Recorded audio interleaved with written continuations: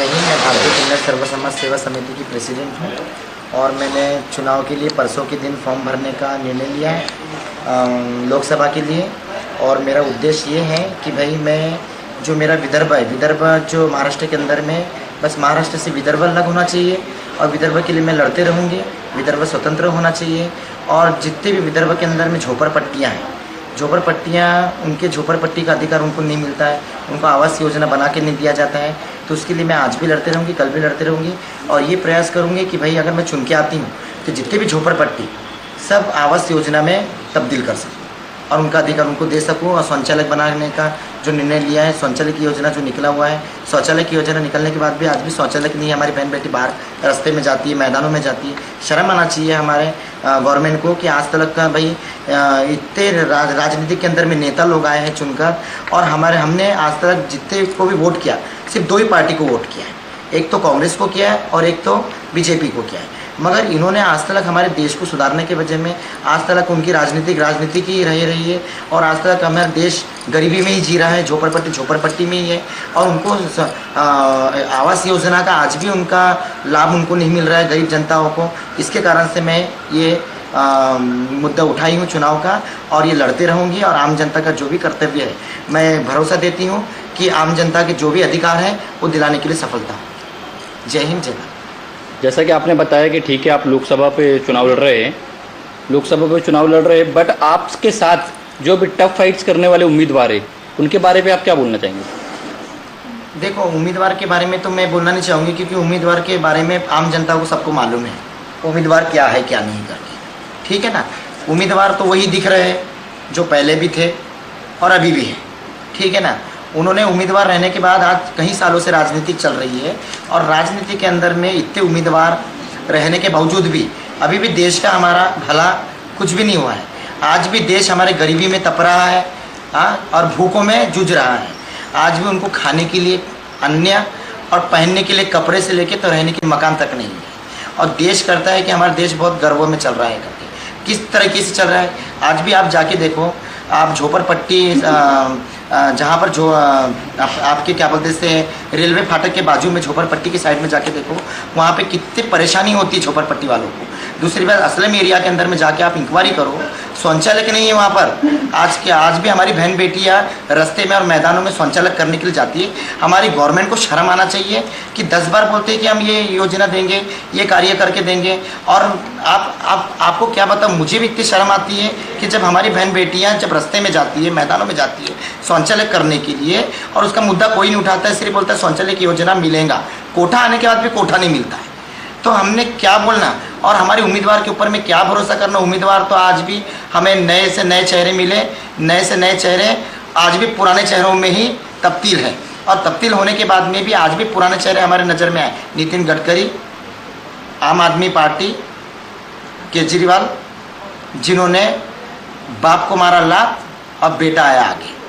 दूसरा कांग्रेस पार्टी, राहुल गांधी और सोनिया गांधी। अब क्या बता सकती हूँ मैं, उन्होंने आज इतने प्रथम प्रथा से राज करते आने के बावजूद भी देश की उन्नति कहाँ है।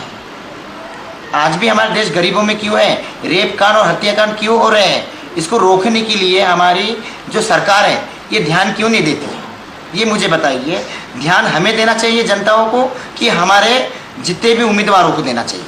आज उम्मीदवार एक आश्वासन देता है कि बस हाँ मैं चुन के आऊँगा, चुन के आने के बाद ये काम करूँगा, वो काम करूँगा, ऐसा काम करूँगा, वैसा काम करूँगा, बट वो कोई काम करने के लिए नहीं देखता है। जब चुन के आ जाते हैं उसे ऐसा लगता है कि भाई मुझे कुर्सी मिल गई है, मुझे पूरा राज्य का एक ऐसा मुद्दा मिल गया है, अब मैं मालिक हूँ और मेरी जनता नौकर।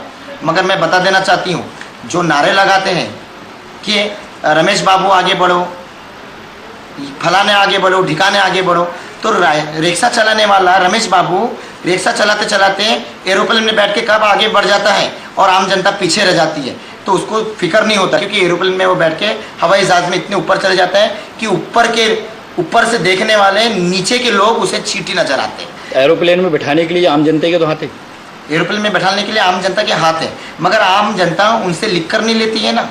एफिडेविट में लिख कर लेना चाहिए कि मैं भ्रष्टाचार ना करूँ, 2 नंबर का काम ना करूं। अगर आम जनता मुझे कुर्सी में बैठाने का अधिकार रखती है तो आम ही जनता मुझे गिराने का अधिकार रखे। जैसे कि मैं लिख कर देने के लिए 2 दिन के बाद में तैयार। मैं लिख कर देने के लिए तैयार हूँ कि मैं भ्रष्टाचार नहीं करूँगी, रिश्वतखोरी नहीं करूँगी, घूसखोरी नहीं करूँगी, अपना कर्तव्य ईमानदारी से निभाऊंगी। अगर कोई आम जनता अगर मेरे कहने रोता हुआ बिलबिलाता हुआ आया तो उसका कर्तव्य मैं पूरा करके देने के लिए तैयार हूँ। अगर वो भी नहीं करना चाहती हूँ मैं, और अगर करने के बावजूद भी अगर मैंने ये करके नहीं दिया तो आम जनता अगर मेरे ऊपर में एक्शन लेना चाहती है और मेरे खिलाफ में अगर उनके कहने सबूत है और एक्शन करना चाहती है तो आम जनता अगर मुझे कुर्सी में बैठाने का अधिकार रख सकती है तो गिराने का अधिकार मेरे आम जनता का रहेगा। दूसरी बात है, जब तक हमारे विदर्भ के अंदर में झोपड़पट्टी अच्छे आवास योजना में नहीं बन जाता है तब तक मैं झोपड़पट्टी में अपनी ज़िंदगी 5 साल गुजारूंगी। 5 साल के हमेशा ज़िंदगी भर, जब तक मैं इस देश का आमदार या खासदार बन के चुन के आऊँगी तब तक ये खासदार के चुनाव में अगर मैं चुन के आती हूँ तो मैं ये जवान देती हूँ कि मैं शौचालय करने के लिए मैदान में जाऊँगी जब तक कि हमारी बहन बेटी को शौचालय बनाने का योजना ना मिले और घर में आवास योजना ना मिले तब तक का।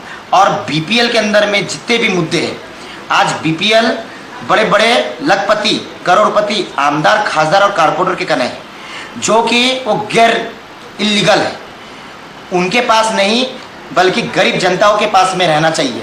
मगर गरीब जनताओं के पास में नहीं रहता है बीपीएल कार्ड और ज़्यादातर करोड़पति आमदार खासदार और बड़े बड़े ऐसे भ्रष्टाचार लोगों के कहने में बीपीएल है। मैं चाहूँगी कि इसके भी मुद्दे उठाकर जिन बीपीएल यादी में नाम चेक कर कर अगर बड़े होकर कहने अगर बीपीएल यादी में नाम निकलता है तो वो बीपीएल का नाम काट कर जिनको ज़रूरत है बीपीएल का उस जैसी गरीब जनताओं को बीपीएल देने का मैं एक संघर्ष करूँ। शौचालय के विषय पे आपने इस मुद्दे को कहाँ तक ले गया?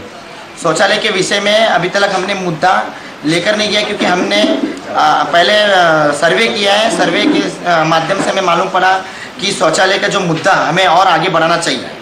तो आगे बढ़ाने के समय में उस समय में आचार संहिता लग गया कि अगर हम कुछ काम करते हैं करने के बाद में हमारे ऊपर में अगर इलीगल काम करने के बाद में अगर आचार संहिता का कानून हमारे ऊपर में बैठता है तो फिर हम यानी मुद्दे के विषय में पकड़े जाएंगे। ये इसलिए हम लोगों ने इस बात को रोक दिया। मगर हमारा सर्वे आज भी चालू है। हम हर झोपड़पट्टी में जा के सर्वे कर रहे हैं। हमारे जितने भी मुस्लिम बहनों से, मुस्लिम भाइयों से, हिंदू भाइयों से, क्रिश्चियन भाइयों से, एससी भाइयों से, सीपर भाइयों से, हर जगहों में हम झोपड़पट्टियों में जा के सर्वे कर रहे हैं शौचालय के बारे में कि भाई यहाँ पे शौचालय बनना चाहिए।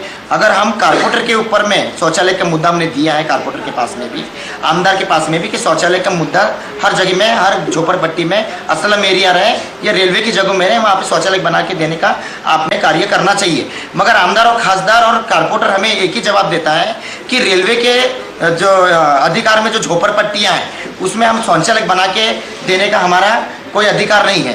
तो हमने बोला आमदार और खासदार को कि भाई शौचालय बना के देने का अगर आपको रेलवे की जगहों में अधिकार नहीं है तो जो वोट है आम जनता का वो हम डीएम और रेलवे को नहीं देते हैं, वो देते हैं हमारी कारपोरेशन को और हमारे गवर्नमेंट।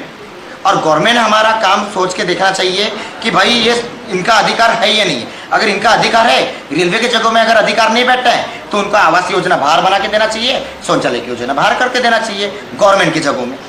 इसके लिए हमारी मुद्दा लड़ाई चलते रहेंगी ज़िंदगी भर और मैं संघर्ष करते रहूँगी और लड़ते रहूँगी। ये 2 बात बोल के मैं समाप्त करना चाहती हूँ। जय हिंद, जय भारत।